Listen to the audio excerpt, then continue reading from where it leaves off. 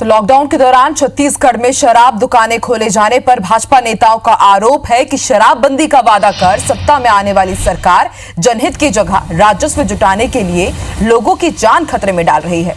भाजपा ने शराब बिक्री के दौरान होने वाले अपराध पर चिंता जताते हुए गृह मंत्री से शराब दुकान खोलने के बाद 3 दिनों में हुए अपराध का आंकड़ा सार्वजनिक करने को भी कहा है। वहीं भाजपा के आरोपों पर पलटवार करते हुए राज्य सरकार के आबकारी मंत्री कवासी लखमा ने कहा है कि केंद्र सरकार के निर्देश पर ही हमने शराब की दुकानें खोली हैं। प्रदेश कांग्रेस अध्यक्ष मोहन मरकाम ने कहा है कि भाजपा शराब पर कोई सियासत ना करे।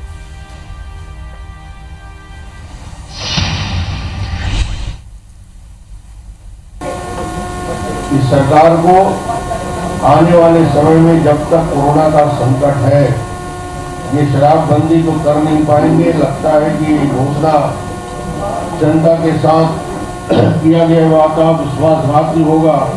कम से कम 3 महीने जब तक कोरोना का संकट है, तब तक तो कम से कम शराब को ना बेचें। ये भारतीय जनता पार्टी का एक ही लाइन बोलूँगा, मोदी जी का गाइडलाइन हम लोग को पालन किया है। अगर उनसे पूछ ले तो अच्छा होगा। मैं ज़्यादा नहीं बोलूँगा। मैं दारू के लिए रोज़ बोलने का अधिकार नहीं है। अगर 1 सप्ताह पूरेगा तो तुम लोग को सबको विस्तार बताऊँगा किस प्रकार किस स्थिति में कैसे खोले।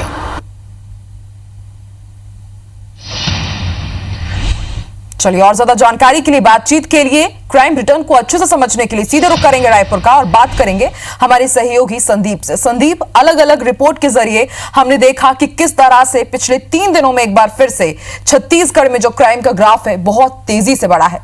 सिर्फ क्राइम ही नहीं बल्कि कई ऐसे मामले सामने आए जिन्होंने रिश्तों को भी तार तार कर दिया। कलयुगी बेटे ने अपनी मां का सर ही धड़ से अलग कर दिया, तो कहीं किसी ने अपने बाप को मौत के घाट उतार दिया, कहीं पर भाई का खून होता है तो कहीं पर साले को या फिर बहन तक को नहीं बख्शा जा रहा है। वहीं ऐसे कई ऐसे भी मामले सामने आए हैं जिन्होंने खूनी वारदात को तो नहीं जरूर यहां पर जायज समझा, लेकिन दूसरी तरह की वारदात भी सामने आई है। वहीं सियासी संग्राम भी छिड़ा है। शराबबंदी का मुद्दा बना करके, शराबबंदी का वादा करके सत्ता पर काबिज कांग्रेस अब कह रही है कि भाजपा को इस पर सियासत नहीं करनी चाहिए। तो वहीं कांग्रेस ने यह भी दलील दी है कि एमएचए की तरफ से, केंद्र सरकार की तरफ से जो गाइडलाइन जारी की है उसी के हिसाब से हमने शराब दुकान खोली है। लेकिन सबसे बड़ा सवाल यही है कि क्राइम एक बार फिर से बढ़ा है, आम जनता को अपनी जान से हाथ गंवाना पड़ रहा है। सॉल्यूशन क्या होगा? राजनीति तो इस पर होती ही रहेगी।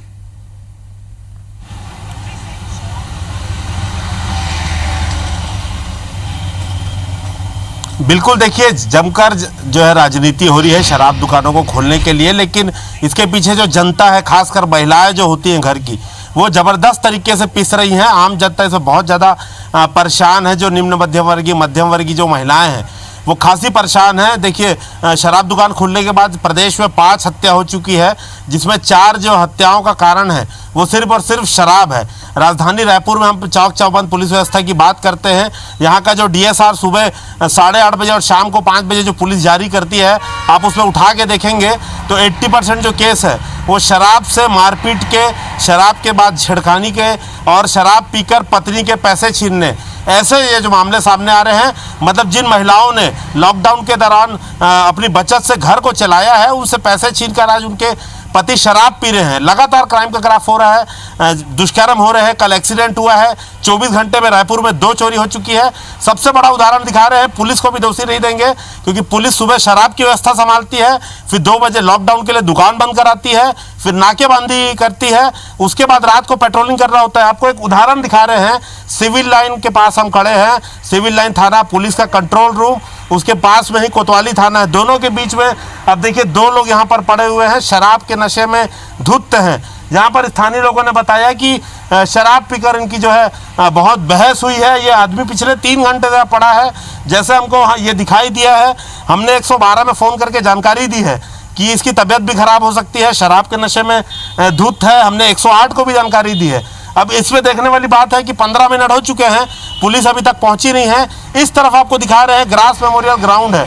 यहाँ पर मैदान के में अंधेरा है, हम आपको काश दिखा पाते। अंदर जो है लोग मैदान में बैठकर शराब पी रहे हैं, कारों में बैठकर शराब पी रहे हैं। अंधेरे के कारण दिखाई नहीं दे रहा है। कोतवाली और सिविल लाइन थाना बीच में है। तो ये स्थिति आप देख रहे हैं। अगर इसे जल्द इस आदमी को शायद उठाया नहीं गया तो इसकी मौत भी हो सकती है। क्या ये कोरोना से पीड़ित है, क्या ये शराब के बाद मारपीट से पीड़ित है, इसकी कोई सुध लेने वाला नहीं है। जबकि हमने एम्बुलेंस को भी जानकारी दी है और 112 जो यहाँ का कंट्रोल रूम होता है, एको नंबर सब्बे पर जो बोला जाता है, उस पर जो हमने जानकारी दी है। तो ये इतना ज़्यादा पुलिस पर भी अत्यधिक दबाव है। अब ये व्यवस्था कैसे अगर राज्य सरकार चलाएगी, क्योंकि आप लगातार अगर आंकड़े देखेंगे तो हर दिन अपराध के आंकड़े बढ़ रहे हैं और सबसे ज़्यादा जो घरेलू हिंसा है उसकी मामले बहुत ज़्यादा बढ़ गए हैं कि अपने रिश्तेदारों से लोग जो है लड़ झगड़ कर पैसे छीन रहे हैं। कोई सोने के जेवरात संदीप, बेचकर जिस पैसे बात ले का रहे हैं। डर था हुआ भी वही। जो महिलाएं हैं वो लगातार यही कह रही थी कि सरकार शराब की बिक्री की शुरुआत ना करे, लेकिन हुआ वही। और एक बार फिर से छत्तीसगढ़ में जो क्राइम का ग्राफ है